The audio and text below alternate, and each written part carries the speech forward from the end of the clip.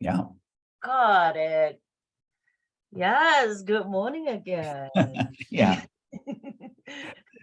So it's good to see you, Dr. Kuma. This is the first of many, hopefully, discussions and dialogues we'll have around film and culture and representation. And I'm really excited about this. Me too. So my first question for you is Yeah. just give a little bit of your background. I'll give a little bit of my background so our audience know what we're talking, who we are. Yeah, no, absolutely. That's a great place to start. So I just speaking to my autobiography. I am the first son of two Korean immigrants. They had my father and my mother had met in the US. My mother through a nursing opportunity, post-war nursing opportunity in Germany, and then having lived there and worked there for about 5 years, then immigrated to the US. And so she took I don't think a very traditional route to the US. Met my father in New York City and got married, and then had a family. And so I was born in, people are always surprised when I say this, but I was born in the Bronx, in New York. Grew up in Queens, and then we did a little bit of moving around. We moved out to the West Coast when I was about 7, and then did all of my the rest of my elementary school, middle school, and high school in the Bay Area. So moved around a little bit in the Bay Area, but did all that there, and then came down for college. Obviously when I finished high school and did college in Southern California and stayed, found a life here, married my wife, had kids, and then sort of rooted ourselves here until we left for China. And we lived there for almost 10 years, working there on mission there. And that was exciting and that was different. And so we can speak at some point in time about maybe even my children and their identity, their intercultural identity, because they have both Korean, American, and Chinese identities also all mixed together because of our time there. And have been back in the US. This is year 6 of being back from China. So that's a little bit of my history, my personal history, both in the US and overseas. Professionally, a lot of my work is centered on intercultural work. So again, the work that I did in China was connecting our university to opportunities and relationships in the region. And again, working interculturally in that sense, but also developing graduate programs for Americans to go and study and work and live in China for a year. And so helping Americans of all walks, of all backgrounds, to have that opportunity to engage in that intercultural work as well too. So I've been involved in the DEI space, done some consulting in that area. I've also been involved with, again, international studies programs, TESOL programs. I'm currently have taken a position as president of a TESOL organization in the UK. So continue to do a lot of that intercultural work even now. Professionally, I work at the university as a professor. I work in the leadership and organizational change space. I work with doctoral students, and I teach doctoral level courses right now. But 2 of the courses I really, really love. One of the courses is focused on intercultural communication. And the other course, which you've had a chance to be a guest lecturer at. And the second course is an Asia research trip where we take doctoral students to China, to Korea, to other places in Asia, to give them that intercultural experience as well too. So it's a little bit about myself. Wonderful. Wonderful. I love it. I love it. And one interesting fact, I mentioned this when I was a guest speaker, was sending you something on LinkedIn about in 2013. I think I was pretty new on LinkedIn. I don't even remember what that was, but at that time it felt important for me to send to the people on my network, and I sent it to you. And when I think I wrote you, when you wrote me, I looked and said, wait, I know him? Like, it was odd, because at that point I probably just started community college at that point. Okay. So wow. Using that to dive into my background, I was born and raised in Cameroon, born in the city of Bamenda. My parents moved back to Sapga, which is in the village of Babanki, and that is northwest province of Cameroon. And I was there until the age of 13.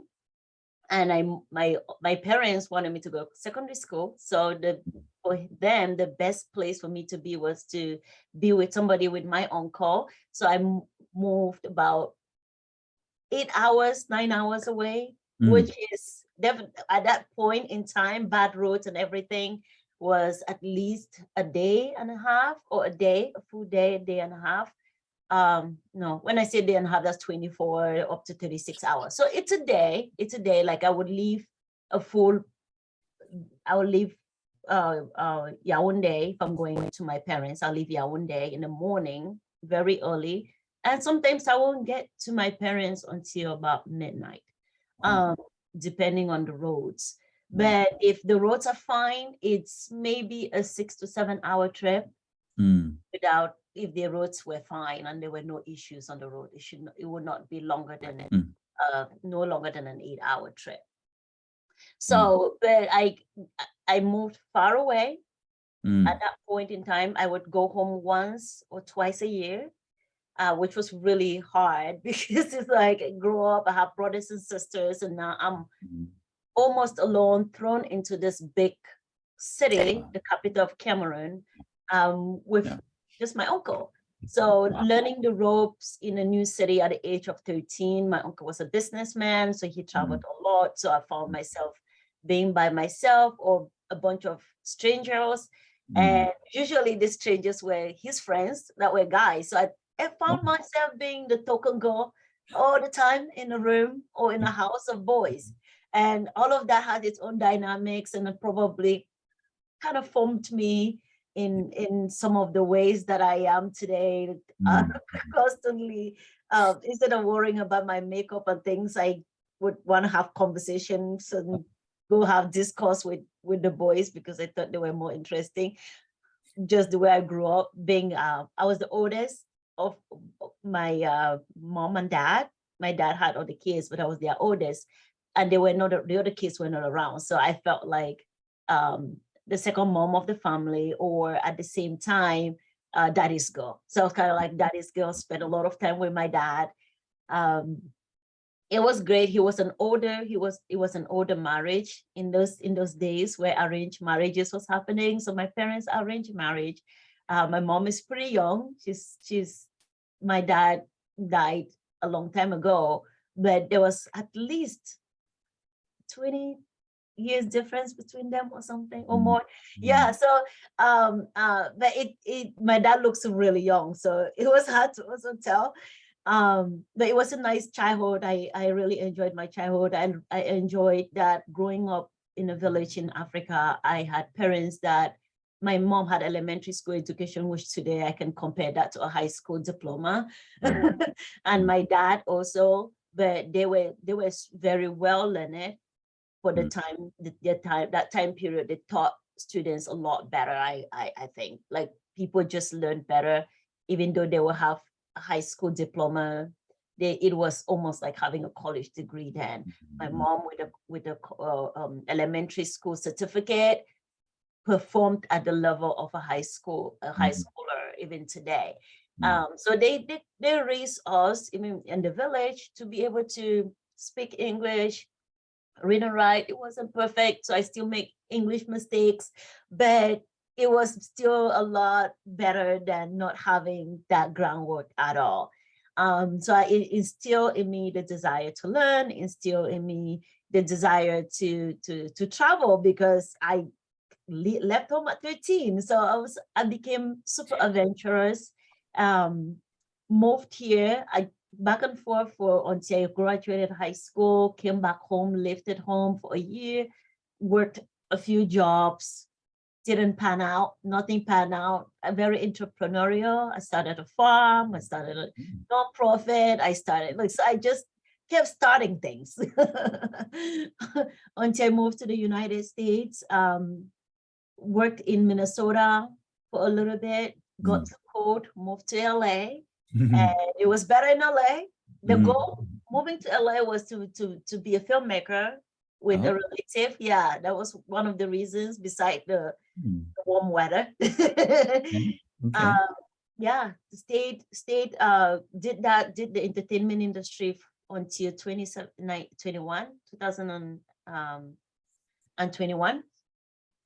But I had to shift focus because the things I was doing wasn't growing the way I wanted to grow.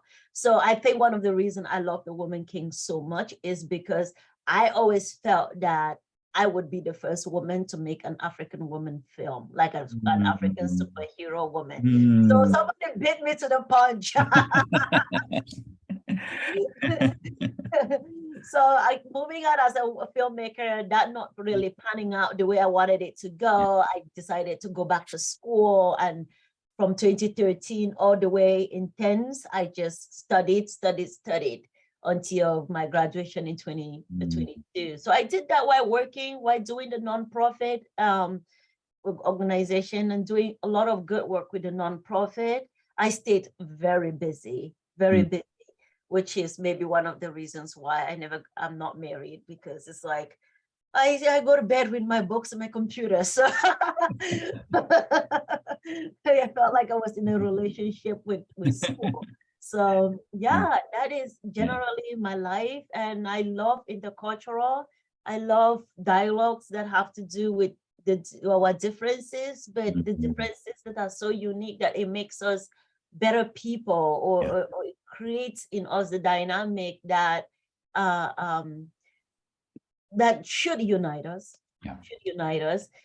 So I love cultural stuff. I always loved African films growing up. The Nigerian films, they were horribly made, but the stories were so good. So good. Today I don't think Nigerian movies are as good as they used to be. The stories are, the more they adopt technology and they adopt Western styles of storytelling, I feel that it's starting to lose its own African story style telling. Even though you would see a movie with a boom right in the screen, but we won't care. The story was so captivating that you didn't care about all the other technical mistakes. So yeah, I've always loved film, and I see stories in film, I see narratives in film. So I'm happy that we share this interest, and we can dive into all these areas, including film. That's right. Now, remind me, you mentioned 2013 was the first time we connected. Yes. Can you did not respond to me though. I think I was spamming people with something that I have found that I thought was so interesting and so good that everybody needed to know. So I was just like sending it out, and I realized you were one of the people I sent it out to. That's amazing. You probably looked at it and you were like, yeah, this is no good. So how did we get connected though? How did you have me on your list of people to send that out to? That is the story I will never know. I probably went on LinkedIn and I just maybe searched people. Okay. I cannot tell you. Like, I have kind of gone through my head. I'm like, how? But I was in the entertainment industry. I wasn't in the education field at that point. Yeah. So why is it that when I got to LinkedIn, I was sending people this? So maybe when I started school, I had this interest to maybe follow professors and things. So I started connecting with professors. I cannot tell you why you and how I found your name and how we got connected. We'll call it fate then. Fate. We have to leave it to fate and God and just his guidance and divine time. Wonderful. Yeah. Well, do you want to just start with maybe our general like impressions about the film before we get into specific topics? Maybe Yes. just general impressions. So why don't you start this time? What was your general feeling, your impression about the film? You talked about Nigerian films, like they're not necessarily well made, but the storylines are real good. What's your impression of this film in that regard? Overall, this film to me is very well made. Mm, Very, very well made. mm, My first review of the film, just sitting in there, I was looking at the culture, just saying, okay, I know mm, everybody says they're making African films, but as an African, what is in this movie that mhm, makes me feel like mm, I am at home. I belong mm, in this movie. And mm, I was just watching and I saw the clothing and I saw the uniqueness of the clothing. I can tell you the mm, wardrobe is a very Yoruba wardrobe. Like I did even say some of these things in my other podcast. mm. It's a very Yoruba material.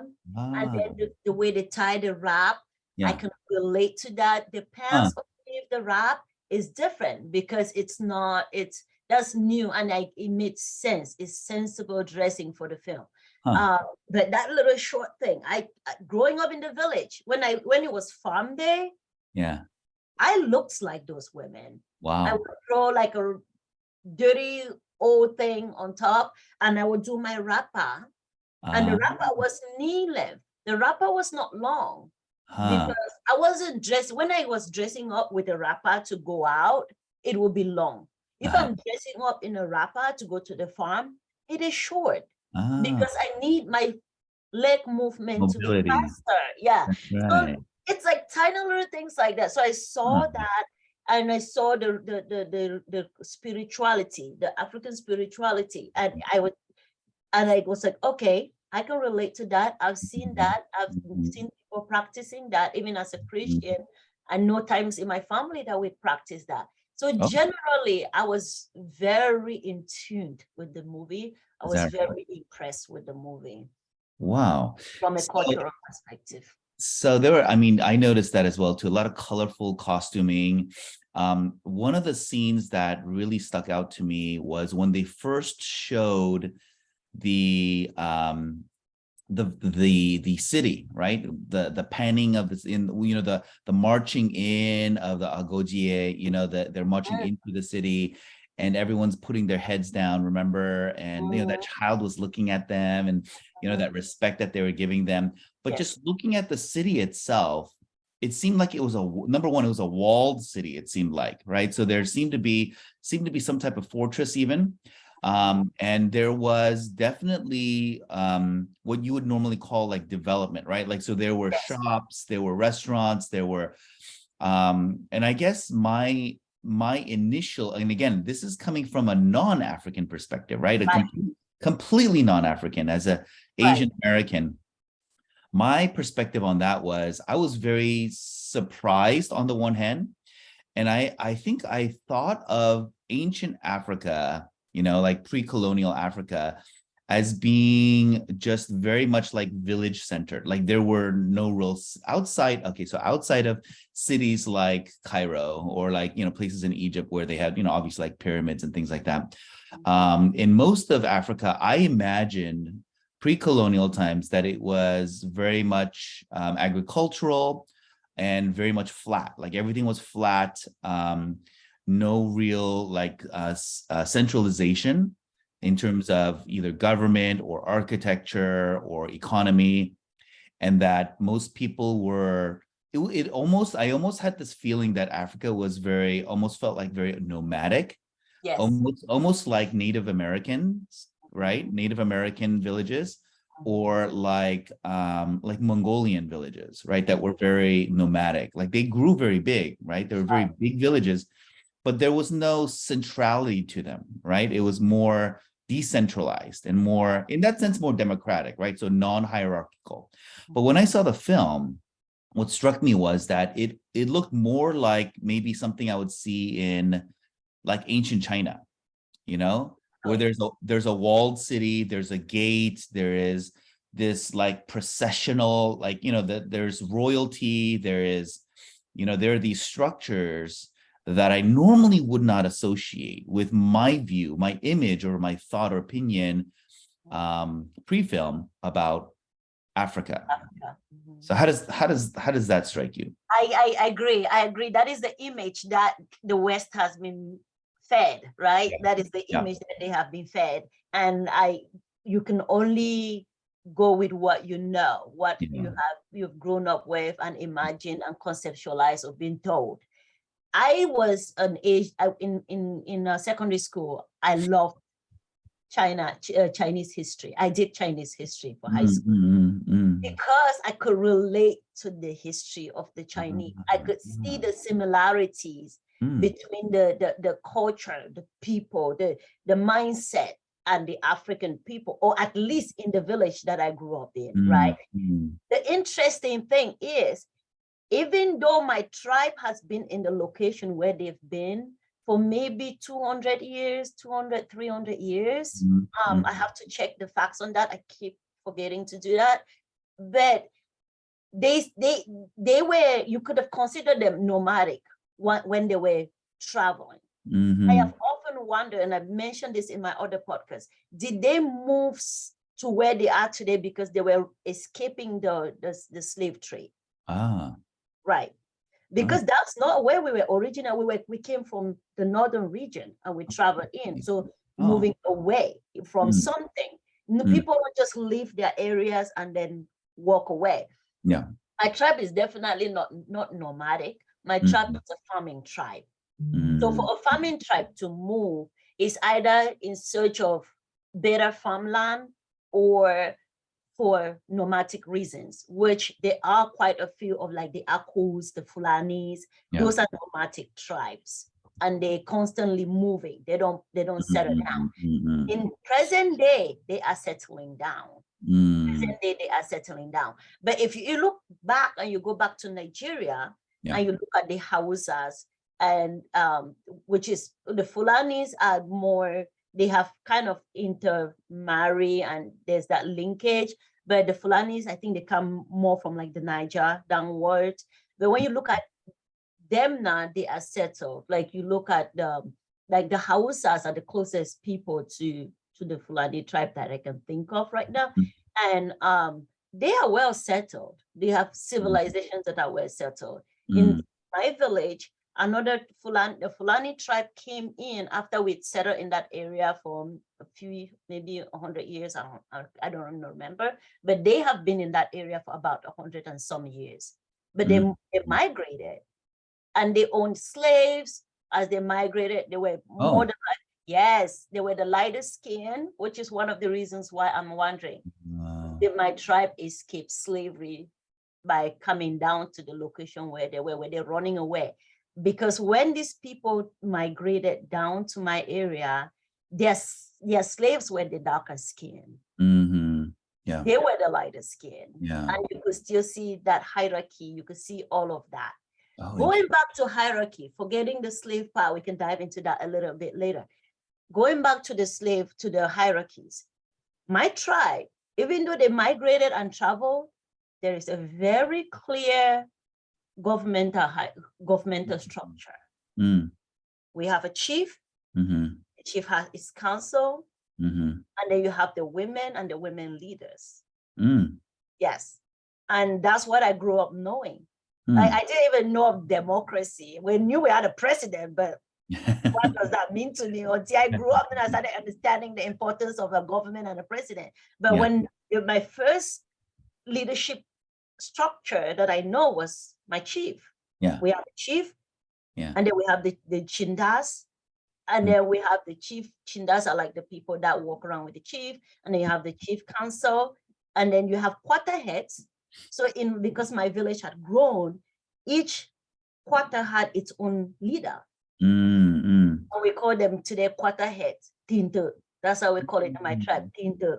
So the Tintos, now if there's anything happening, they govern that area. And if there's anything, then they go to the palace and report to the palace. If there's a case they can't solve in that area, they take it then to the palace. Yes, and there's these structures all over the Northwest province of Cameroon. Mm. all over. And like if you go to Bamum, you will see what you're saying. The big walls and I haven't been, but I've seen all the pictures of the big wall. Mhm, You go mhm. to the Queen Palace. Queen Palace is pretty structured. I think in the old days it would have been very also closed up.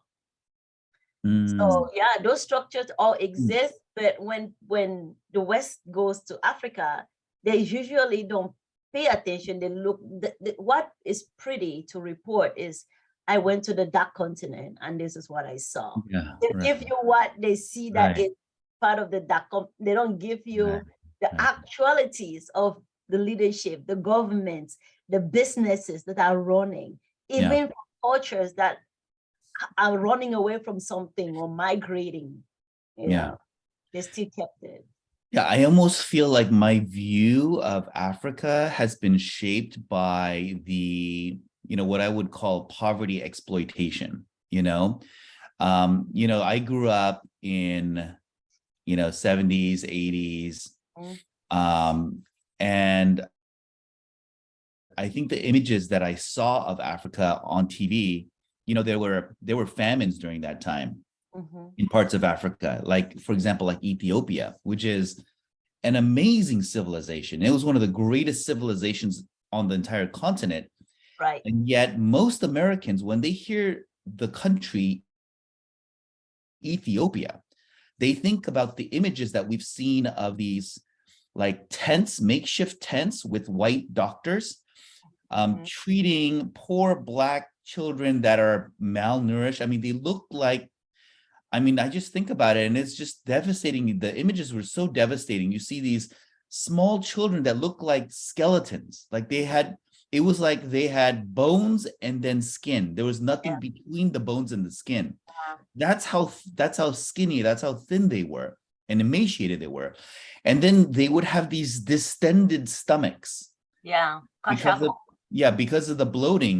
And that is, that image of an African child is something that I think everyone in my generation grew up with. Like, we're just used to seeing that as Africa. Mhm. We're used to seeing these poor villages, these huts made out of mud that could be washed away with just a simple rainstorm. They could get washed away. Huts made out of mud and straw. And that's the image that a lot of Americans were given Yeah. in my generation growing up. And so it's hard. It's hard for us to imagine that there were flourishing, powerful kingdoms Yeah. in Africa and that there were civilizations, back in the 15, 16, 1700s. We don't associate Africa with those images. And so I think this film it's like a history lesson in that regard. And it's also, it helps to really deconstruct our notions of what Africa is. Even though when you use the word dark continent, I can't help but think of the word dark in association with two things: dark in terms of skin color, but also dark in terms of, when we talk about Europe, Mhm. when we talk about the sort of the worst period of European history, we Right. talk about it as being the Dark Ages, That's you right. know? And so I think that association, that connotation is still there when we talk about Africa. When we use the word dark continent, it really strikes this image of it being very underdeveloped, as being Desolate. very almost like you get this image of like cannibalism and savagery and just being a very barbaric place, a place where people just have to like struggle to survive. That's the image that you get, not a place where there is rich culture and there's so much color in what how they dress, how they the food that they eat. In terms of, I'm gonna go back to the film, and it's a more of a question is, I saw some images of things that they were eating, and obviously the Agoji is eating differently than other people, right, because they're warriors. But also in their dance, I'm wondering, do those things, you said if the film made you feel at home, were those elements also true to how you would define African culture in this region would you say that you felt at home with the way that they presented these other things as well? The food, for some reason, between this movie and the Black Panther one, for some reason, I just felt like they did not do justice to the food. If there is a critique that I have for both movies, it's the food. I don't think people have fully captured the importance of food to the African. I don't think they fully captured that. Yeah. Before we move on, before I keep on with this train of thought, I hope I don't forget it. I wanted to catch on something you said. The image of the kid with kwashako. Yeah. That's not the only, you are not the only one that saw that image. I grew up in the 80s. So I saw that. I saw those images. So it wasn't only the West being watched, like being pushed these images across. It was us also. We were being also reminded of how Africa is. That was the Africa that we also knew was being pushed. And you can tell, like, if you, like, now I can even pick it out. Like, I picked it out early in my own life, and I started to shift the narrative in my own life and shift my thinking, was that whole poverty mentality. Yeah. Because what those images did for us, the Africans, was that it kept telling us we were poor and we needed saving. We were poor and we needed help from the West. We're poor, we needed food from the West. Even though we have, like, look at the background behind me. It looks like a Cameroonian a coastal town. Yeah. The amount of food that comes out of these areas every year. My tribe is a farming tribe. I farmed and I had so much food, the thing would just rot. Wow. Right? The thing that is making some tribes in Africa struggle is that we haven't learned to preserve some of the foods that we have. So we run out. Yeah. And then we have the season. In my village, the dry season is the hunger season. So when they start talking about hunger season, it's the dry season. Why is it the hunger season? It is the hunger season because we have used up all the fresher foods, and the desolate dry land doesn't allow us to produce all the fresh, wonderful food that we just have everywhere all the time, right? So we come down to a little bit of corn that is left because that's something that can be preserved for longer period. We're left with a little bit of beans. And modern days, we start to buy rice. Some tribes farm rice. So because of all of that, even with that, like, I was trying to change the narrative recently with a friend, and I said to them, I don't want you to think about it as in these people are hungry and dying and they need some kind of intervention. Think about it like this. During the farming season, the fresh season, harvest season, there is all kinds of foods to the point where the food is even getting bad. But during the dry season, or during maybe some kind of drought happens, there becomes a big shortage compared to what the villages have. So they don't have the abundance, and to them, they think they don't have food. My uncle, for example, would tell you that there is hunger if he doesn't eat fufu corn at least 2 or 3 times a week. Give him whatever else you give him. If he doesn't have his fufu corn, there is hunger. So it's those little narratives. Going back now to the movie, the dance, you mentioned the dance. If they captured something about the African tribe, if that's the only thing that was captured, they did a phenomenal job with it. They did a phenomenal job. I don't know any African tribe where dancing is not a big part of it. Like, Africans can dance to anything, and it's not because our bodies can just get up and dance. It's because we grew up dancing. That's right. Right? Like, we grew up, we watch our parents do these complicated moves from the time we are little. We have festivals. we have festival. Like when you saw the festival with the kids doing the competing, Yeah. I'm not saying the women compete. In my tribe, we don't have the competing, but the dancing, it's colorful. You have all kinds of colorful dressing, dancing, different kinds of dancing. The women dance, the male dance. The male dance usually is like the war dance. For my tribe is a warring tribe too. Like we fought wars as I was old enough to see my tribe go to war. Oh, wow. Right. Yes. Old enough to see my tribe go to war. Old enough to see somebody from that was living in my family home go to war and die. Oh, wow. So I have experienced tribal war. Mm. And I'm what, 45. So I have experienced a lot of these things that are in this movie. And it's not, that's why to me, I've gone 3 times. And every time I go, I enjoy it as if it was the first time. That's great. So the things you saw, Yeah. they are pretty, they're very, Okay. I'm not saying accurate in every little detail, but they're very close to accurate. Yeah. Yeah. And you felt at home. I felt at home, even though when they were coming through the reverence and not looking up. Yeah. There is a this is a little bit of an extreme, but there is a juju.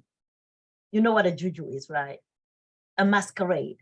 Oh, okay. Yes, a masquerade. So there is a masquerade that when it comes from the palace, it's a messenger of the king, or it goes to funerals to do. If you've seen he who something the wind. What is that movie where the young guy creates a wind thing to control water? Oh, and yes, I did see that. Yes, I saw that film. Yeah. If you remember the masquerade, and people come to the funeral for when the chief dies. They're not looking. They're masquerades that you don't look upon. You're cursed if you look upon those masquerades, men and women. Oh, okay. There's very few people that look upon this masquerade. I think both men and women, but there's one for sure that women don't look upon. Yeah. So the tradition of not looking is very like a sign of reverence, a sign of respect is very common. Okay. And then one thing I was telling a friend, some people used to think I was shy because at the age, even by the age of 21, I would not look people in the eye. Wow. So it's a very cultural thing for an African child not to look at people in the eye. Yeah. I get really uncomfortable if I'm talking to a kid and the kid is like staring me. Like it's like, yeah. I had to adapt, right? I had to adapt because I live in a different culture where you look the person in the eye. But my culture is when you have respect for somebody, you look them in the eye. When you talk, you can look up once in a while, but you talk with the head bow when you with respect. It's a different, Yeah. You know what's interesting about that comment is, there's something every once in a while I feel this way as well. When I'm talking with someone from another culture, and they say this is part of my culture, and I think, wow, that sounds like my culture too. Yeah. And in Asian culture, this is exactly the same way. Children do not look at their parents or adults straight in the eye when they are speaking to them. I mean, there is a phrase that specifically means cover your eyes. Like put down your eyes. Like it's something that is said to people when you want them to show you respect.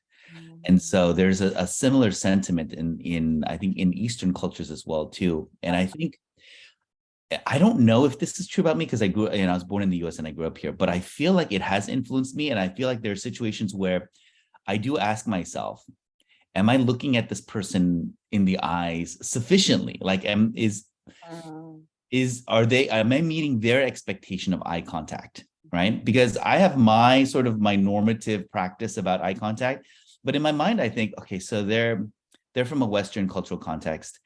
Do they expect me to really have more eye contact with them, or is this level enough? Like I question myself. So Right. And it's sensible. You grew up with first generation parents, right? yeah, Like yep, they that's right. you had to grow up with that in the home. Yeah, And even though you were born and raised here, you struggle with it. yeah, Imagine somebody that came to the United that's States right. in their 30s or That's 40s. right. That's right.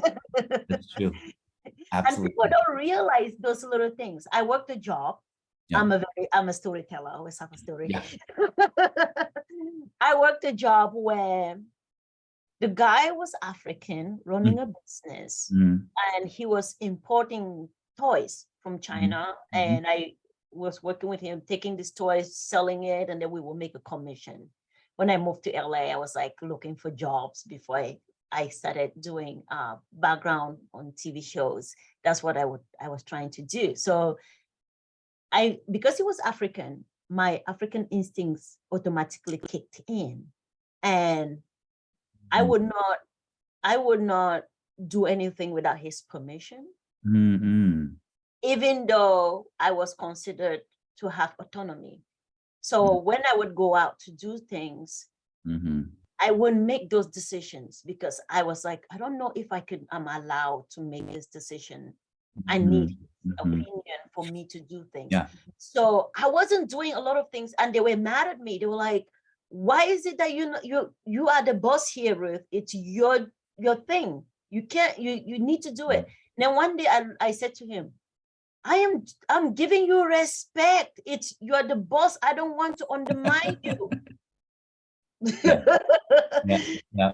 Yeah. To me, I was doing the right thing. That's And right. to everybody, I was doing the wrong thing. Right. And it took me a while to realize that I was at cultural conflict. Yeah. I was had a huge cultural conflict. And I ended up leaving the job, losing money, the other people taking advantage of that weakness. Oh, wow. Yes, they did. They did, because I left with a shortage because they just took advantage of me. They realized, okay, she wants to always go to the boss. I'll make these decisions. I'll do this. And then so at the end of the day, I lost money by joining that company. I got taken advantage of. And the boss, even though the boss understood where I was coming from and tried to help me understand it, at that point, I was just too burned. So I left. I left the company. I'm sorry. Wow. Yeah, yeah. So it's like when we talk about culture, sometimes that's why I like to approach Yeah. DEIB from culture, because I'm like, Yeah. when you talk about DEIB, sometimes when you don't look at the person's culture, you're basically just talking skin color. Yeah. It doesn't work like that. No, it doesn't. Somebody could have thought, I am African American, I get it. Yeah. I was born and raised in America, I get it. Yeah. I don't. In Yeah. my culture, what I was doing was completely appropriate and the way to do things. In your culture is completely wrong. And I actually, it was detrimental to me. I didn't feel included. I didn't feel like I belonged. Wow. I just felt I lost Yeah. because of my culture. Yeah. Yeah, that is so interesting. You know, when we look at how our dialogue around culture and race and ethnicity has been shaped, you're right. I think largely it's about skin color, and we forget that even within people that look similar to one. So I get this all the time, right? So I'm people just normally assume that I'm Chinese, and then if I'm not Chinese, I must be Japanese, right? And so Korean is like they have to guess wrong a few times to get to Korean, unless you hear my last name, and some people know that Kim is a Korean name, but unless you know that, you know, sometimes it takes people that are not well informed, it takes them several guesses to get to my ethnicity. And I've even heard some people say things like, "Oh, aren't you Asians all the same? What does it matter?" You know, and they don't understand. I don't think they understand how offensive that sounds, right? Yes, yes. Because I think as particularly coming from Caucasian Americans, right? So Caucasian Americans, what's interesting about their view of race is they're almost raceless, right? I mean, they don't have a race. They're the normative race, right? They're the standard by which everyone else is judged by. So they don't have a race. Everyone else is a race, right? Everyone else is a minority. They just they just are, right? They just exist, right? And so I think in a lot of ways, they also have a very disassociative view of their own culture and their own history, right? So I think some European Americans, some white Americans have an understanding, if they're close enough in their generations to the first immigrants to the US, they have an understanding that, oh yes, we, I know my parents spoke German, so I know, and we ate, Wiener schnitzels, and we ate, I don't know, I don't know enough to know everything that they eat, like, yeah, German beer or whatever it is, right? Like they grew up with that. So they have enough of that, the language and the food and the culture, to be able to have some association with that. But I think a lot of Americans don't. I think a lot of Americans don't have this sense of, I come from. It's just I am white, I am American, right? And so they don't have this rootedness. And because of that, their view of others is shaped in a similar way. That, sure, I mean, they're just, the easiest go-to is just your skin color, right? I mean, that's easy to differentiate people that way. It's much harder to differentiate French from German, from Croatian, from, Portuguese, because they don't have those markers anymore, right? They don't have those cultural markers that we've just talked about. Things like your clothing, like French Americans don't dress differently than Italian Americans in America, they just don't, right? And so I think that maybe there is an implicit assumption that therefore people of other skin color types also are just sort of a homogenous whole that we can make general assumptions about, right? And in the case of Africans and African Americans, I think that the media portrayal of them historically has been a very monocular view that they are, again, they're impoverished, that they're needy, that they're maybe even that they have a criminal element, or they're not trustworthy because of that. So there's a view of different races formulated around. And when we talk about, and we don't need to do this today, but when we talk about Asians as a race, that's become problematic especially in the last couple of years, right? I mean, we've known that there was anti-Asian bias in America, but it's become just so much more violent in the last couple of years. Because of the US-China relations, because of COVID being, people call COVID the Wuhan virus or China virus. And because of that, and because of all of the trauma that's associated with COVID and with the pandemic, I think people are really trying to make sense of it, and they don't know where to go. And so it often should, we have a fight or flight response, right? So people either sequester themselves and retreat away from the public sphere, or they retreat away from public interaction with other cultures or other people, or they get aggressive. Yeah. And they blame or they accuse or even attack. There were many Asian Americans that not only were attacked, but that died. I mean, it's almost like it's sort of a new history of Asian American lynching in America, like targeting people, targeting Asian Americans and murdering them, and it's just something that, I think that we weren't ready for. But I think what I'm seeing today is I'm seeing a lot of positive come around that, the dialogue that's happening and the attention that's being focused on that. But back again to the film itself, I really feel like the film does, we've been talking about a lot of the positives of the film, that it really does portray Africans and African culture and African history and society in a new light. And that's really, really needed today more than ever before. I'm wondering if we could make a shift in our conversation to maybe talk about the controversies, because there's been some African American groups that have boycotted the film, right? Can we talk about that a little bit? Can we unpack that a little bit? What do you think? So after watching the film yesterday again, it's not that I could not understand their pain. I believe it's coming from a place of pain. It's coming from a place of not understanding the true history and not understanding the time period, the context in which slavery happened on the continent of Africa. I'm not gonna do justice to this, but if people want to, they can go back and listen to the historical perspective of the woman king with Sylvia Sabine that I did. She breaks it down because she's a historian. So first thing I always want to say to any African American is your pain is legit. Your pain is real. The second point I always want to say is, as much as you're hurting, know that you had ancestors that were left behind that were hurting the same way. They lost children, they lost brothers, they lost aunties, they lost uncles. There was a lot of pain left on the African continent because of slavery. So as much I understand the anger, like you sold your own.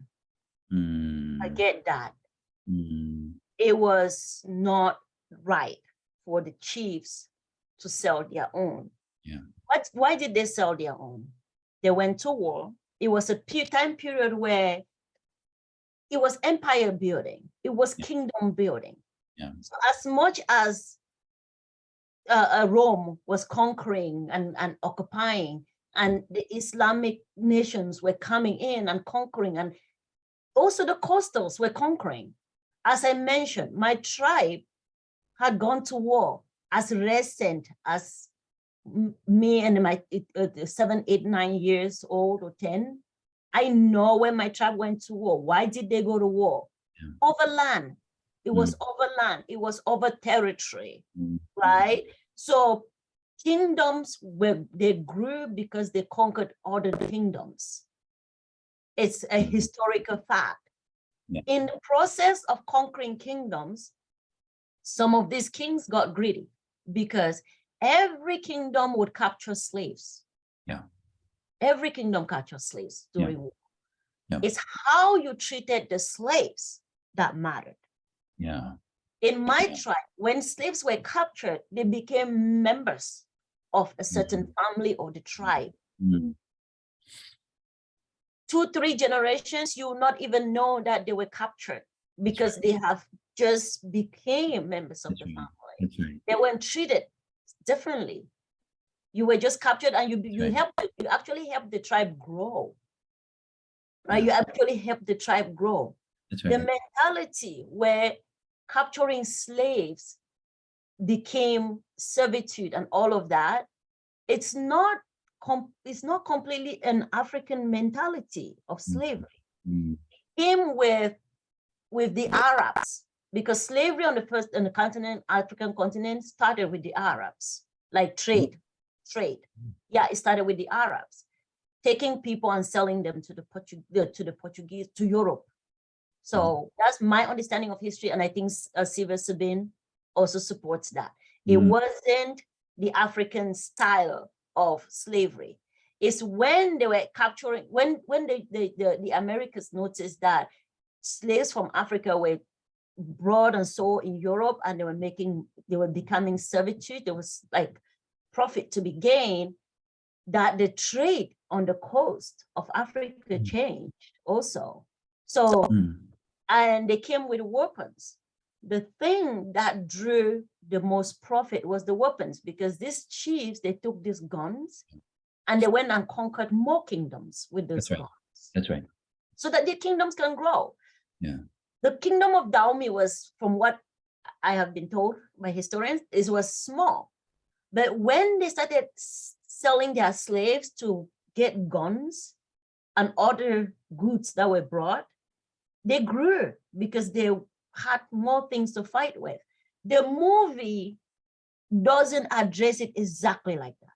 The movie addresses it as in there were the other Oyo tribes that came in and were capturing their own. But there's a possibility that at a certain point, the other tribes also became stronger and started attacking the Dahomey tribe. That's war, interchanging and capturing now their own. And I've made the argument that if you're angry at the Dahomey for selling the slave trade, for capturing, for selling their prisoners of war, Think about it. Dahomey, the Dahomians also must have been sold into slavery because tribes intermarried. So not everybody in Dahomey was like, yeah, king, let's sell them off.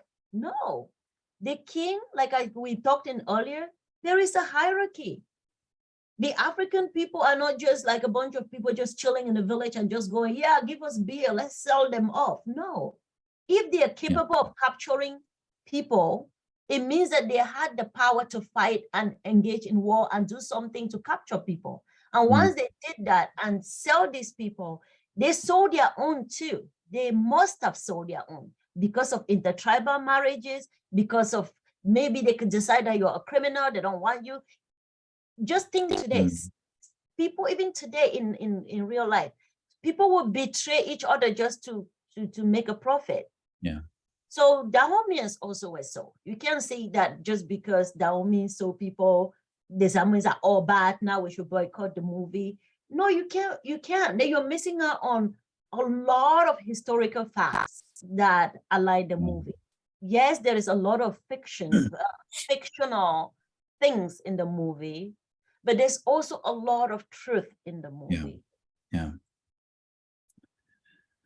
it's such a hard thing to talk about because I don't think we even know what the whole truth is. There's no way to know today what really happened back then. I think for one side to blame the other side, I think is probably, it falls into that category of how we like to dichotomize things. We like to see that there is one side that's right and one side that's wrong. And the side that's right is always right. The side that's wrong is always wrong.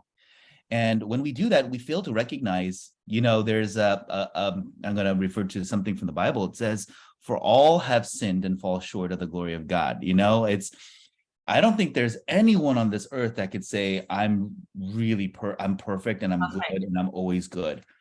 I think we all have complicity. I think we all have internal controversy and complexity that is at the root of who we are as human beings. And as you said, what person would not do what they could to better their own lives, even if it hurts somebody else, right?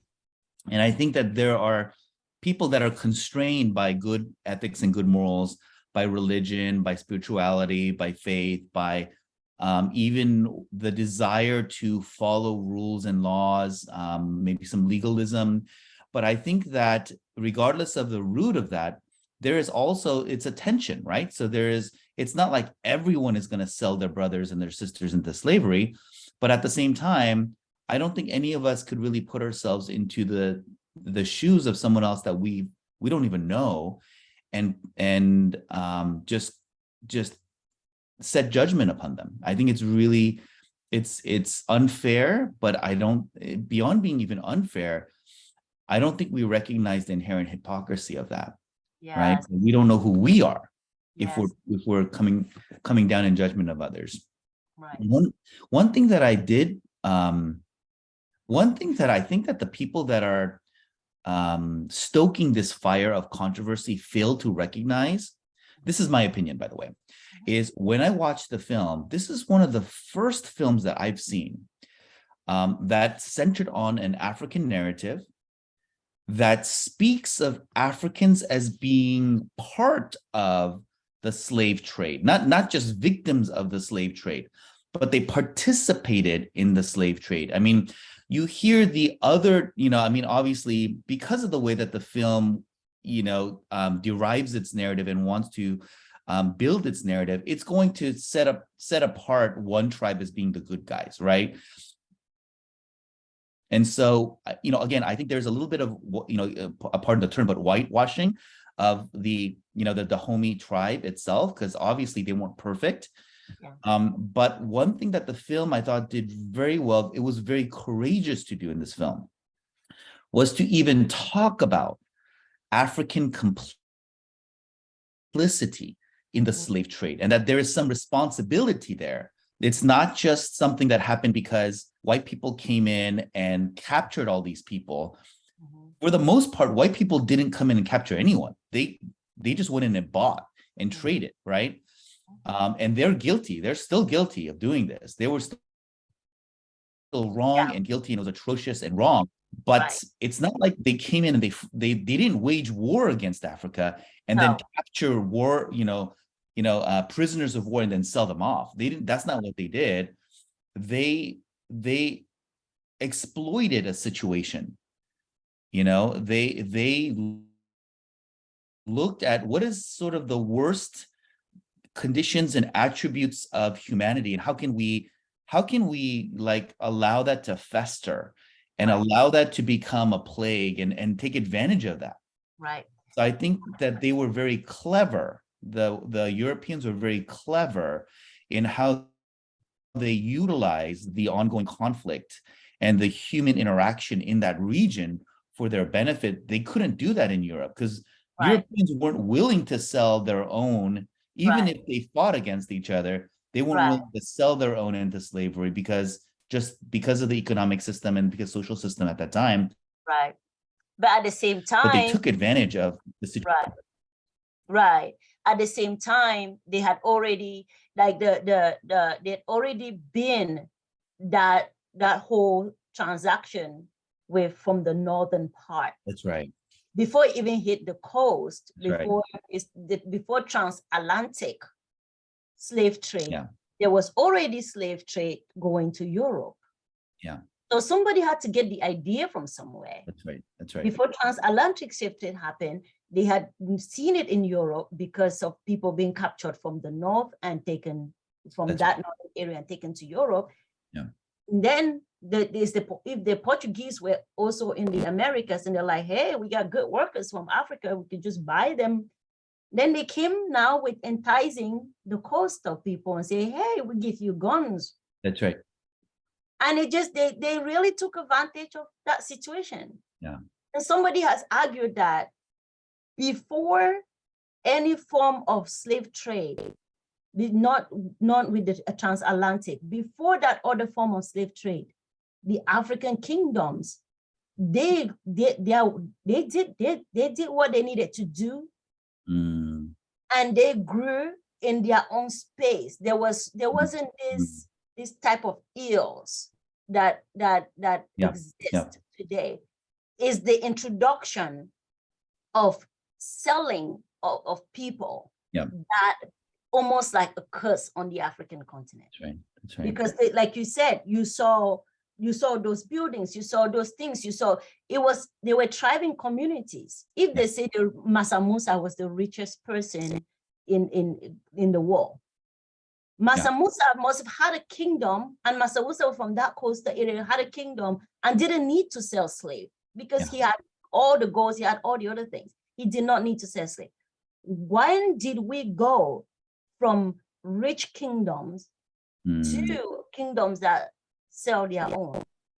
How is that transition that is intriguing to me now? Like, how did we come from the place where a person captured at war became part of the family to a person captured at war became a product? Yeah, that's right. Yeah. It's that commodification of human life, I think, that really destroyed. If we want to talk about the destruction of the African continent, I think colonization is part of that. Yes. But I think that it happened before colonization, happened during the slave trade period, where you dehumanized people, and it's not just white people dehumanizing Africans, it's white people co-opting the African peoples to believe that about themselves as well. Yes. To believe that that human life, African human life, can be commodified. Yes. Right? And that it could be reduced to property. And I think that is a legacy. I think that we all have to take responsibility for, number one. But I think that, it's the majority of the burden of that really is being borne by the African Americans on the American soil, Americas in general, North and South America, but also of Africans in Africa and on the African continent as well, too. And I think that that's something that this film, perhaps for me as an outsider looking in, I think that it's great that people are having this conversation about, I don't think it's right for people to boycott the film because of it. I think it should drive conversation between Africa and between America, the blacks in Africa and the blacks in America. I think that conversation is necessary for us to move to sort of a next, like the next evolution in like how we are as a human race. Like, I don't think that we can get there without this honest conversation. I feel like this is like a dark secret that nobody wants to talk about. Yeah, I agree. This is the first time that I have had so much conversation about it. Like it's always been almost a taboo thing. And a moment film that really insinuates what you're saying, or accentuates, I cannot say that word, that what you're saying is that moment where the young guy that whose parents were whose mother was sold as a slave walked in, when and gets that water and starts to wash. Oh, you should have the room. I watched it in a group in a theater. None of us knew what was coming during that moment, but that washing, it just broke something in me. And you could hear the whole room. It was at the Crenshaw Theater, filled with all Black people. You could hear the room just go. Wow. Nobody was chewing popcorn, nothing. Nobody was even blinking, was switching. I wasn't blinking. I was dead frozen for that scene. It felt to me like this is the conversation. We need to reconcile. We need to work on this pain. It touched on the pain. It was like that Jesus moment where you're washing off the feet. It was for me, considering I have really favorite movies, that was I have to say that was my second favorite moment in that movie. Wow. That my second favorite moment. Yes. So remind me, what was the context behind the washing? What was the meaning behind it? I think it was a silent meaning, because when he comes into the room and she thinks like he is in support, now I'm your slave and all of that, but he is half Daomian.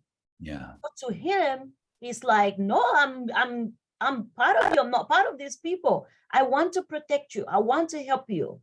And he goes in there and he says, here's a key. Now you have the power to open the door, right? And then he goes, if I'm not mixing the scene up, and then he goes between the key and the washing of the hand. Then he goes and brings a bucket and start to wash. For me, it was just more, it just reminded me of the washing of the feet, the Jews washing, Jesus washing the feet of the disciple. And not because I think, oh, he's a white man, he's a savior mindset. No, it's more a healing moment, a moment to say, I'm with you on this. I am here for you. I don't agree with this injustice. I do have the blood. I do have the hurt. I do have all of that, but I am here with you. And how do we move forward from here? How do I help you wash this blood off your hands? Like we both have blood on our hands. How can I help you wash the blood off your hands? Wow. Like I can say to a white person, can I help you wash the blood off your hands? Wow. Can you help me wash the blood off my hand? Wow. We're all guilty in this business. We all have blood on our hands. How do we wash the blood off our hands? Yeah.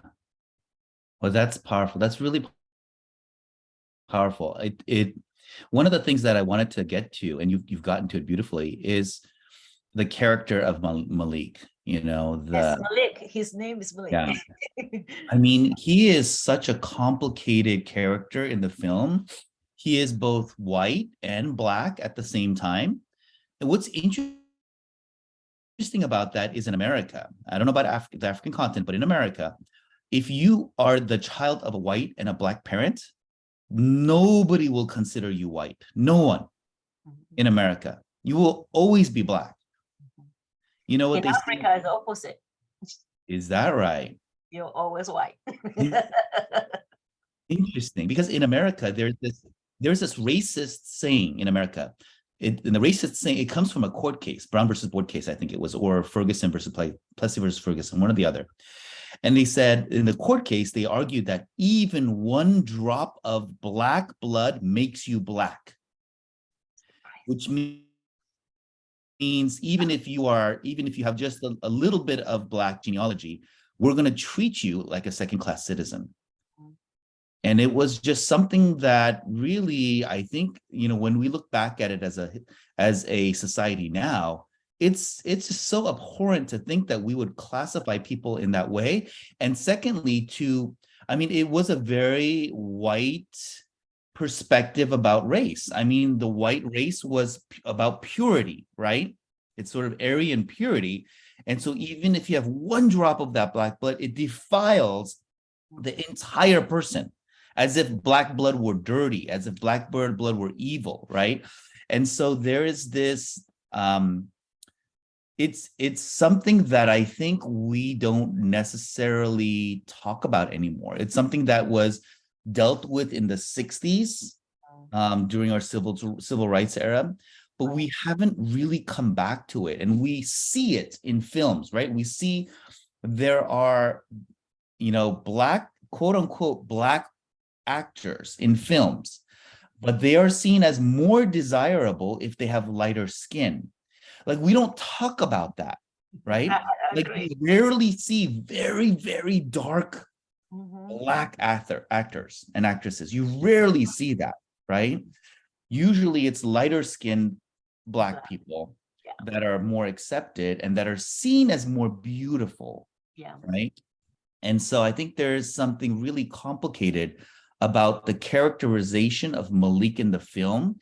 He is white and black. He has a white father and a black mother. And I'm assuming she was the homie, so she must have been a slave also. She didn't go fully, right?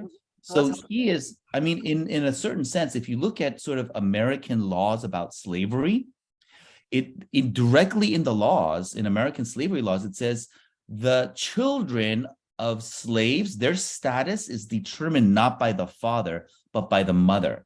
So they would always hold on to the females more than the males because of the lineage, because you could just keep breeding, right? Like property, you can breed future slaves by just holding on to the women.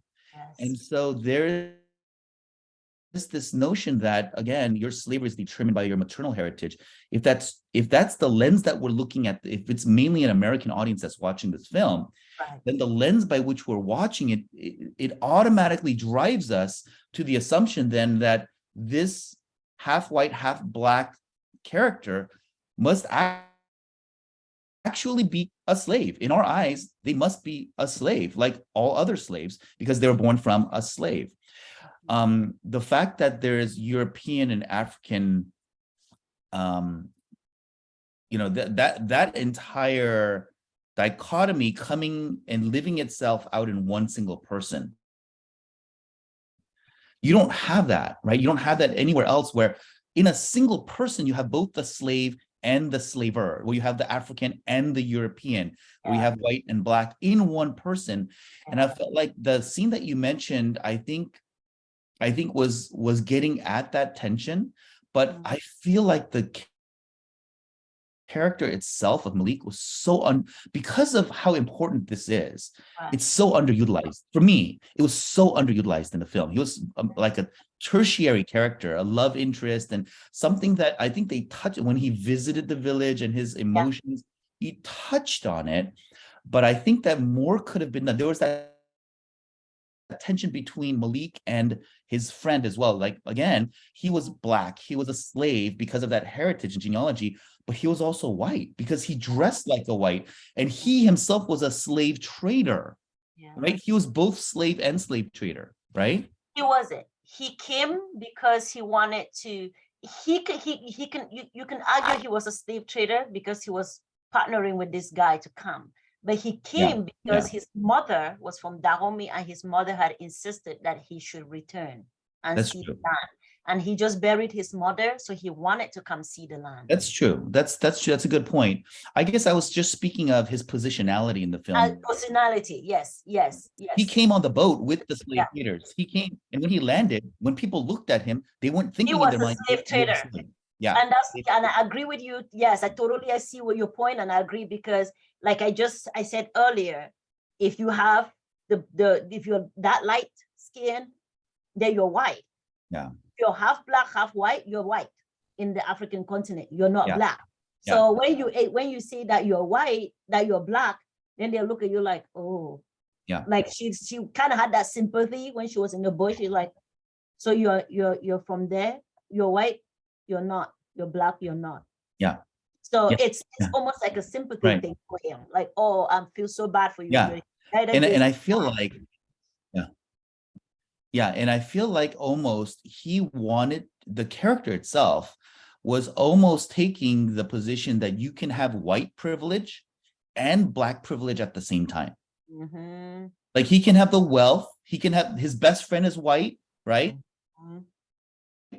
He came on the white ship. He's regarded as white. He gets the respect of the white, and yet he can go into the village and he can almost co-opt that culture as his own, because he also gets that black privilege. And I think that's really complicated. I think that in itself is a controversy that's not well addressed, well explored. I don't think that the film does that justice. Like, what does that mean to walk on both sides?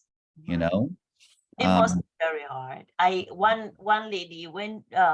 One lady was telling me that she's half white and she went to Africa, and she was just so happy to be there. And then she reached out to say hello to a kid, and everybody was like they treated her as white. That's right. Almost, that's right. And it was hard for her. It was really hard for her.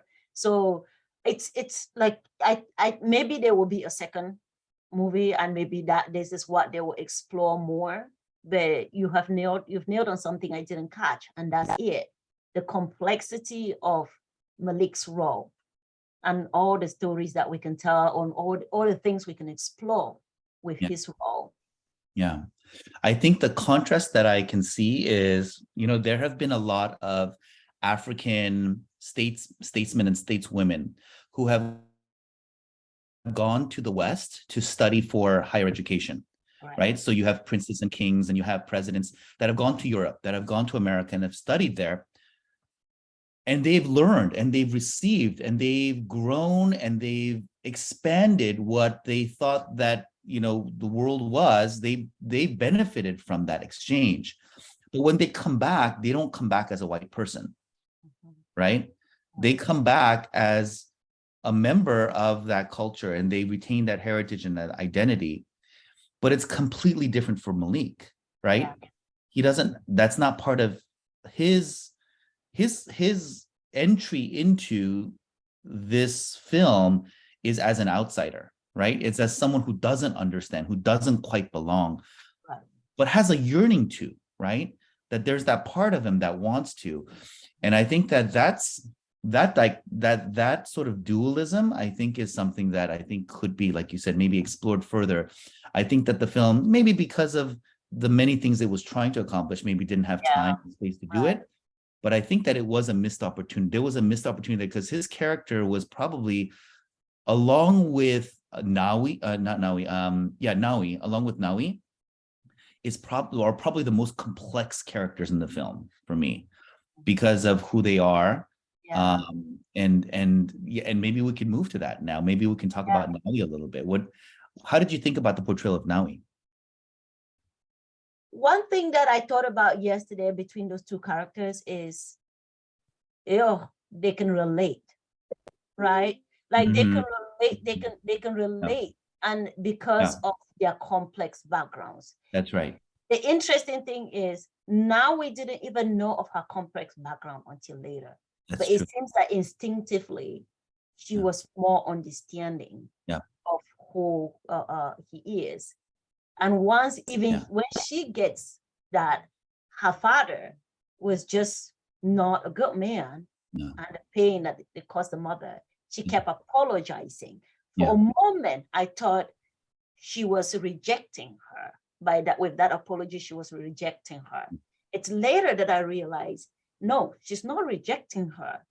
She's empathizing, she's sympathizing, she's in pain that she that she is a result of the pain that was caused upon her mother. That's right. Just as Malik could be like, I am the result of the pain of slavery upon you. Can you imagine the burden? And just the burden that Malik carries. I see your point again. The burden that Nawi carries. It's such heavy burdens.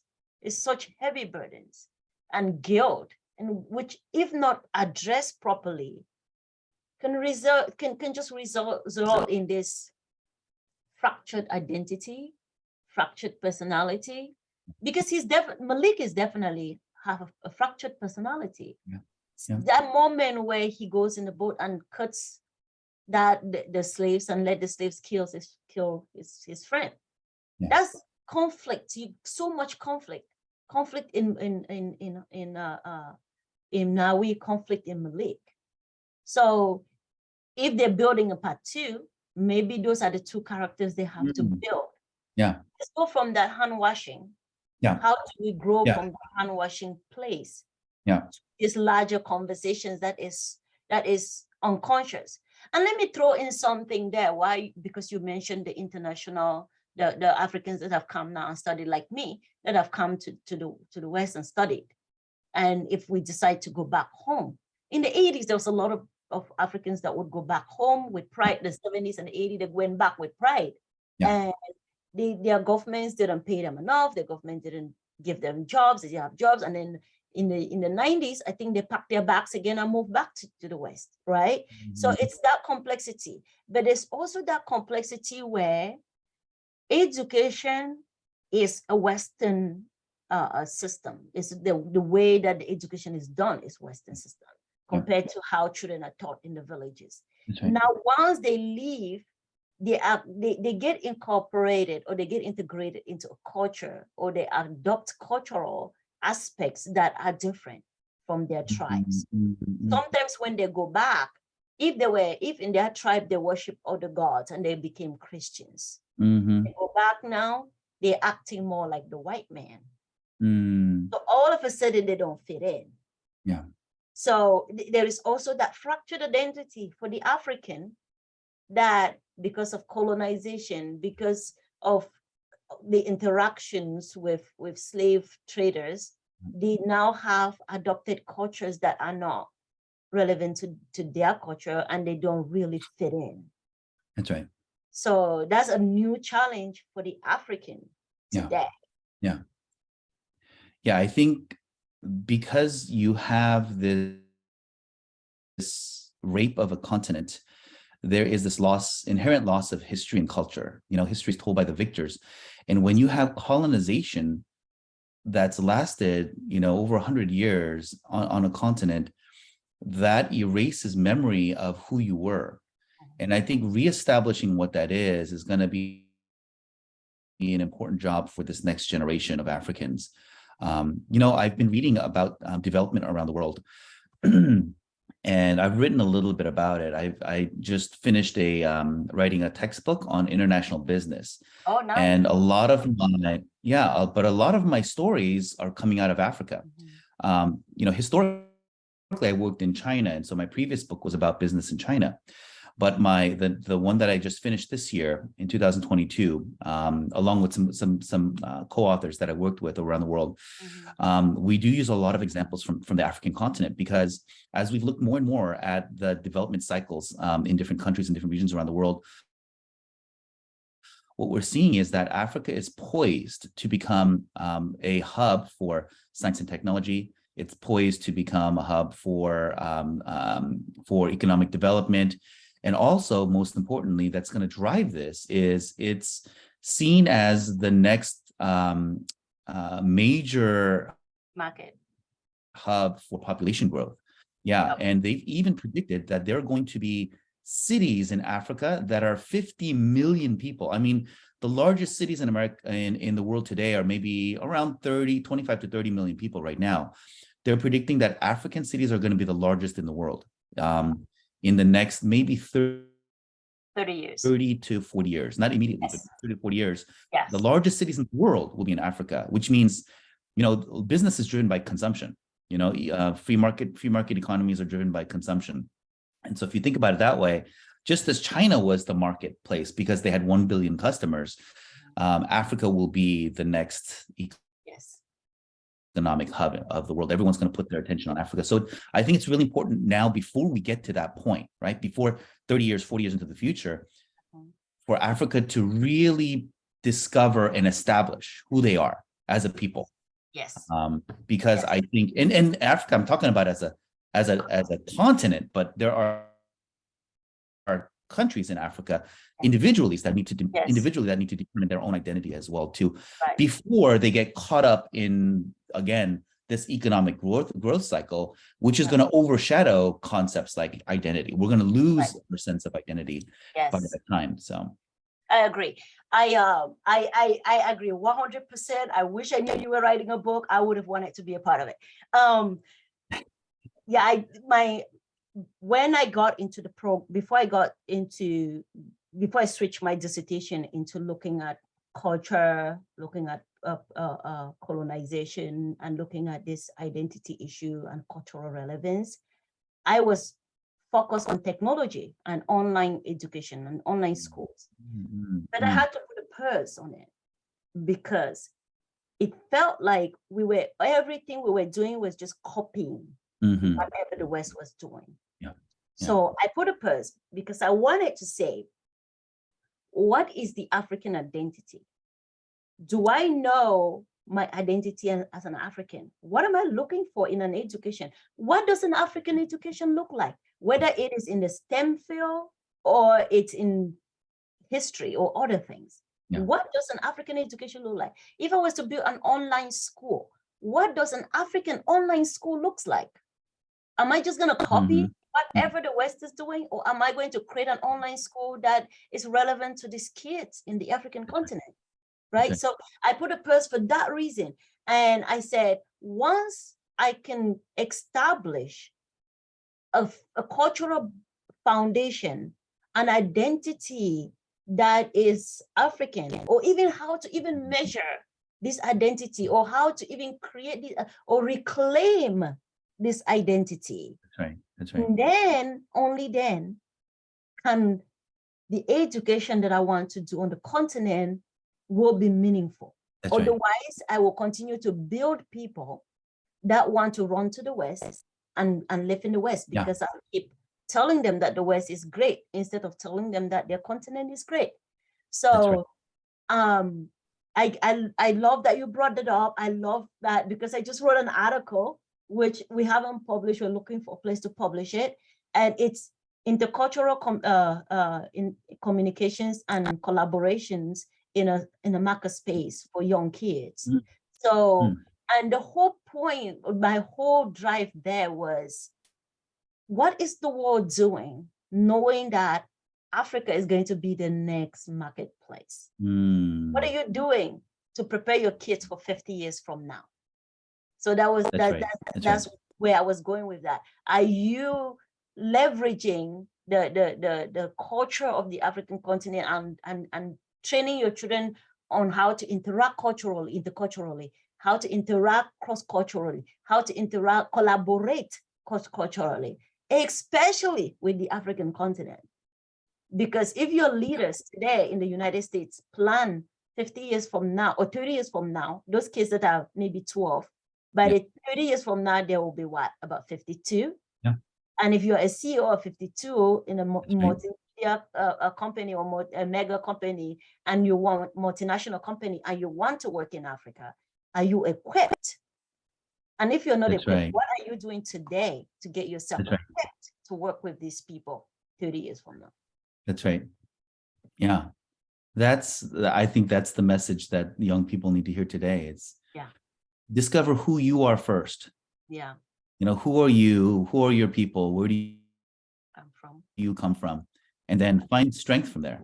and then develop yourself, and then look outward, right? And then connect to the world and learn about everyone else. Because I think unless we know who we are first, to a certain degree, I think we will fail in our endeavor to, because if we are identity-less and we're connecting with people who we feel or who they feel might have strong sense of identity, we will always be at a disadvantage. We will always be at their whim. And I fear, the positive is that this will become the African century, right? Right. But the fear is that it will become another version of neocolonialism where the wealthy countries will come in and they will just take, right? Where they will take advantage of, where they will say, our way is the best way. Our products are what you want, right? Like buy the white ivory soap, right? That's what you want. And buy our white milk. Instead of the black soap, right? Exactly. Common on the African continent I used for years and was introduced to Europe. It's interesting. It's mind-blowing how the marketing switches. And I think I mentioned that in the last post. It's like, if Africans don't figure out who they are, or even African Americans, instead of being mad at this movie, sit down, watch the movie, understand it, and get what you want to get from it to understand your heritage and your background. Because yes, it's a nasty history that your people were sold and the people that sold you looked like you, but he who has never seen, let him throw the first stone, right? So let's go with that mentality and then see if you understand where you come from, you start to change your mindset, because you're not a slave. I have been saying this for so many years. You're not a slave. Your ancestors might have been placed into servitude, but you're not a slave. You got to start changing that mindset and start thinking, my ancestors were warriors. My ancestors were fighters. My ancestors were kingdom builders. Am I a kingdom builder, or am I going to continue to dwell in the slave mentality? That's right. That's right. That's beautifully said. I want to talk a little bit about the feminism in the Woman King. So why don't you start us off? What's your take on that from this one? Feminism. So I think the thing that I walked away from was there is this portrayal, for example, for the African woman, that the Black woman in general, the angry Black woman. Yeah. So, and the angry Black woman, the strong Black woman, the Black woman that can handle her own, she doesn't need help. I think that's the American way of looking at the Black woman. And it's very detrimental. And I've pushed back on that quite a few times to say, I am a strong Black woman only because I have to be. I'm not a strong Black woman because I don't think men are important.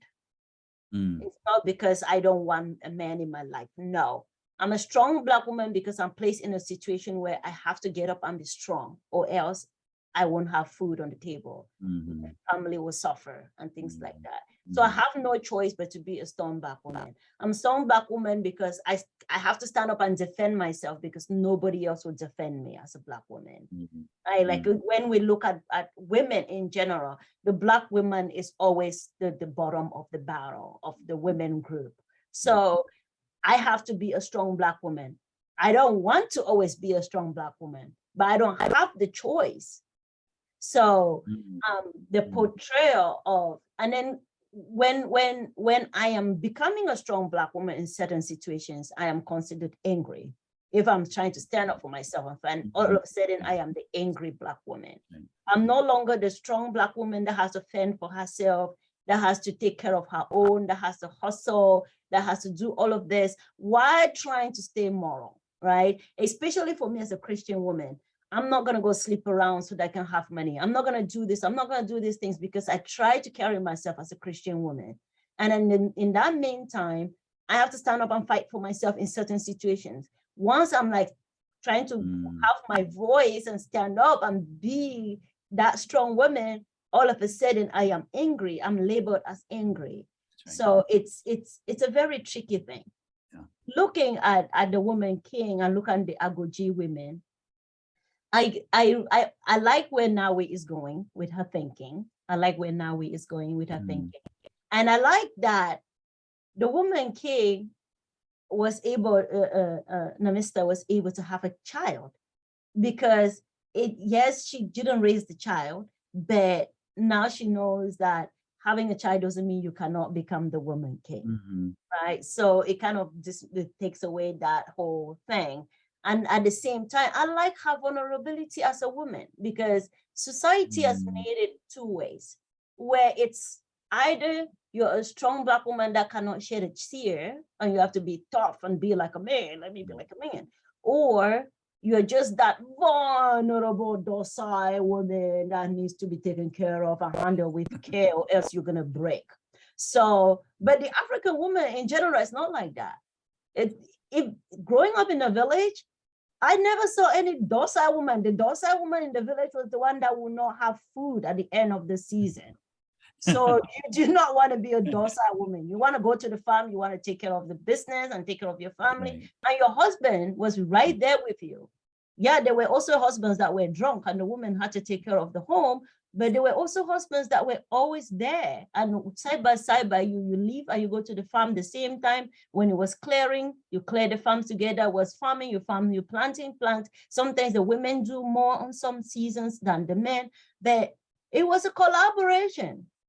Nobody was taking care of you. So being in America and being trying to be the woman that I was raised to be, and sometimes being labeled angry Black woman, it doesn't sit too well with me. But Yeah. this movie, I love the movie showing a strong Black woman that is still vulnerable. Yeah. So that was my feminist takeaway from that movie. What was yours? Well, one thing that was complicated for me was this code, right? The code that they had as women warriors, that they could not have children or they could not have families. And I'm wondering what takeaway that maybe young Black African women might have from the movie. It's complex, right? So they see the example of, Nawi has a romance, obviously, with Malik, right? And Namiska, it's not a romance, but she had a daughter out of a very traumatic experience. She had a daughter, and she's able to even be close to her daughter. It's almost like the film allows her in her decision, right, to keep the baby, to have the honor of having her daughter in her life, not growing up, but here as part of the Goji. And I think that there may be some, though, who might come away from the film thinking, but what does that mean for women in general, right? And so there's this portrayal that either you have to be a woman warrior and have no family, no children, or you can have a family and children, but you cannot be a warrior. So you can be successful and not have a family, or you can have a family but not be successful, right? And I'm wondering, is that something that you feel young women might struggle with? Right, it is possible. Like it's something that I didn't think of, which I think it's a really solid point right there. It's a very solid point, and which is another reason why they have to make a number 2 for this film. I'll help them write it if they need to. But okay, I'm a 45-year-old woman with a doctorate degree, run a nonprofit cross-continentally, done a lot of good for my village and my siblings, but I don't have kids. You could argue that I have sacrificed having kids for all of that, right? But at the same time, that was never my desire. It was never because I didn't want to. It was never because I have not been trying to meet people and get married.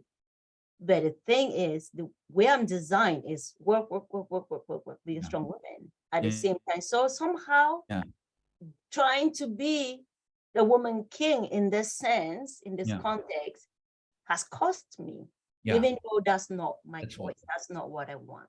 That's right. So it is important that young girls don't take away, oh, I need to be accomplished, so I need to give up a marriage and give up kids, because there's still a lot of African women that have raised kids. Like my sister raised kids. She just graduated with her master's in nursing, but she's raised kids and had a very successful family Yeah. and just adopted my sisters or the late sister's kids.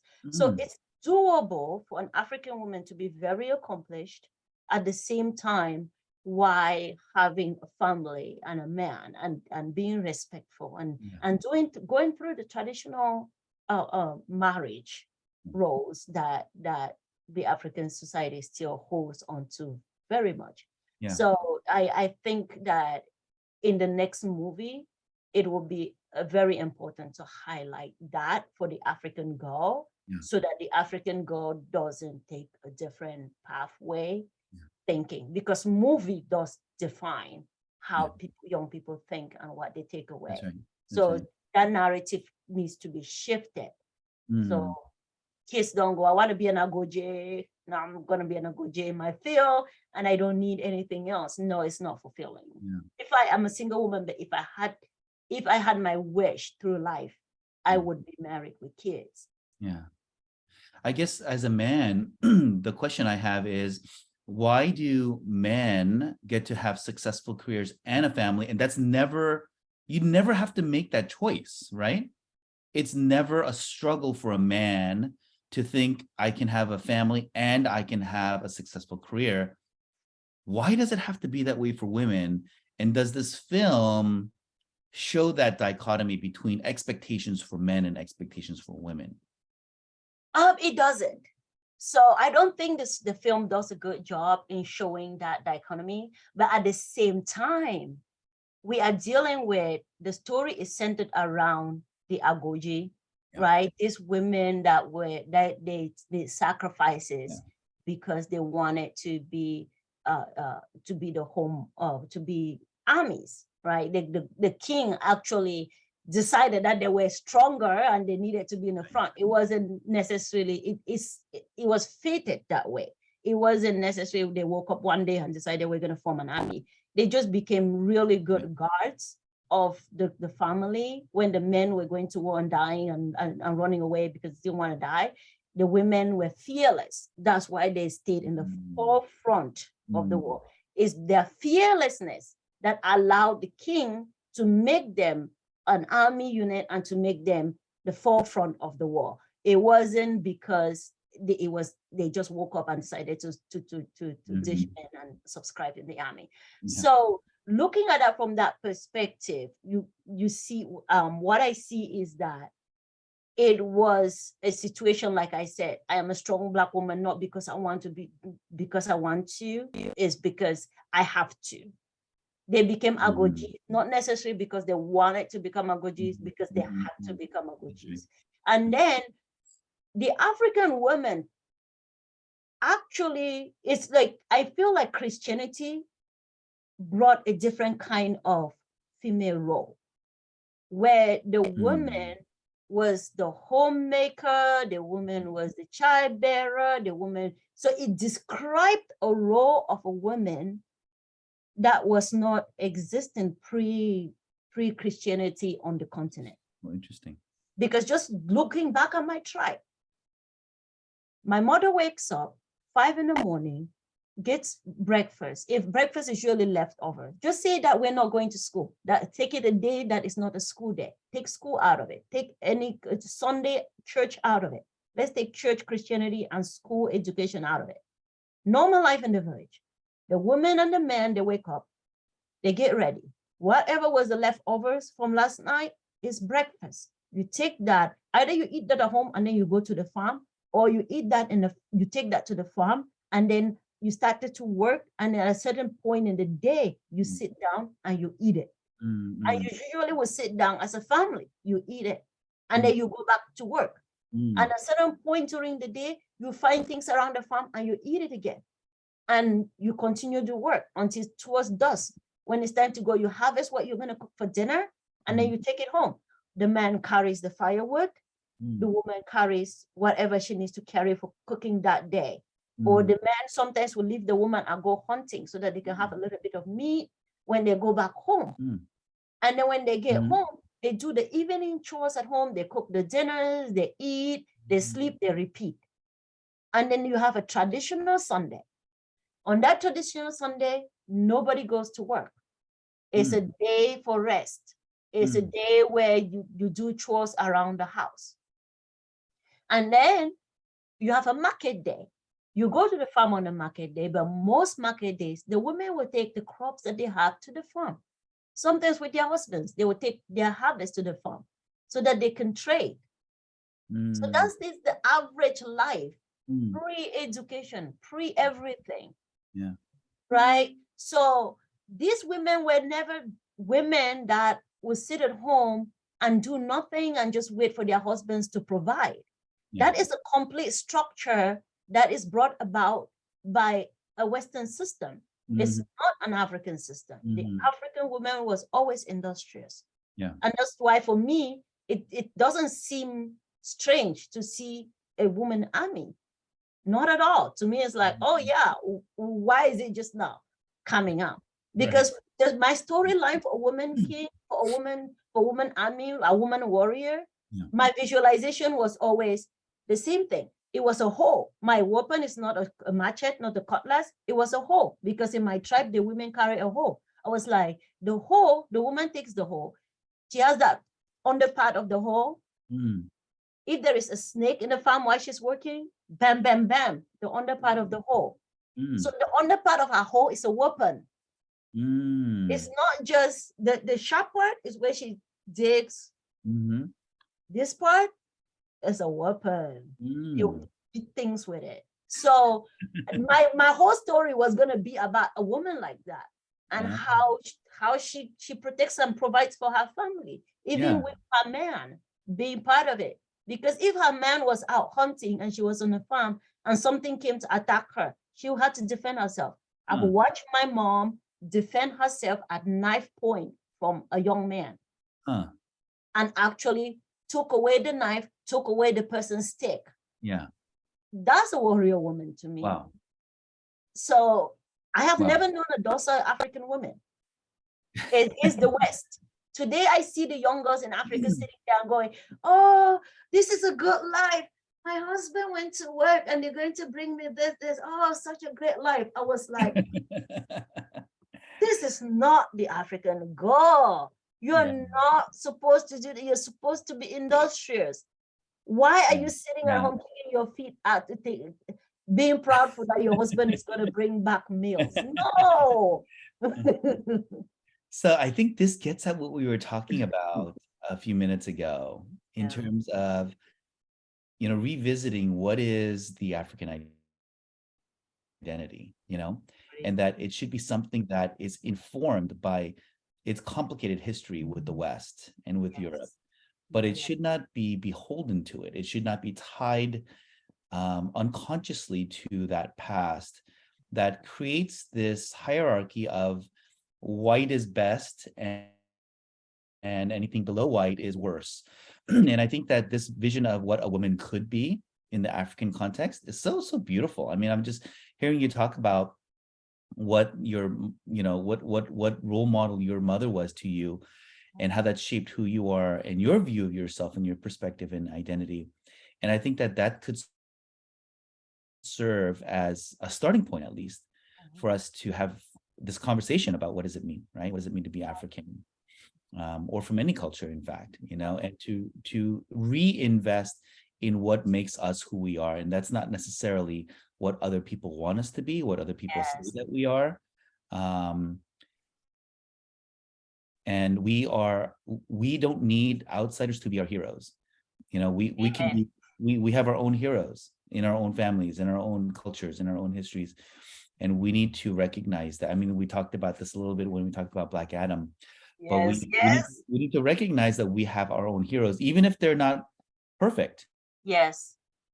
We have our own heroes, and that there's a place for us to go to start this conversation about who we are and our identity. And I agree. And that willingness to actually not just, we recognize it, and we really have that willingness to go back and start taking it on. Yeah.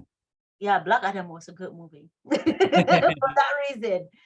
You're going to make mistakes as you try to reclaim your heroes and your identity. That's right. But don't give up. I think that's a good conclusion to our dialogue today. Very nice. Well, this was this was beneficial for me. I really enjoyed the conversation. I've learned so much And I didn't think that I would get so much out of this film. I thought it was going to be a good film, but it's there's so many layers in this film. And I think speaking with someone who's an expert on this has really been something that's been eye-opening to me, and it's helped me to understand better. So thank you. Right. And thank you for bringing a diverse perspective, because it's like sometimes when I sit on the mic and I'm talking to myself and brainstorming about this, I don't dig as deep, you know, like talking to somebody else that understands culture, I've read about Africa broadly, really helps go deep, really. So yes, thank you too.